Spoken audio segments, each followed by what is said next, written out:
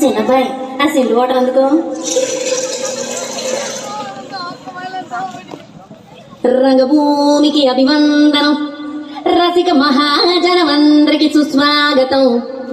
సమయం 7 సాయంత్రం వేడయింది, చల్లగాలి సెకిలిగింతలు పెడతాంది.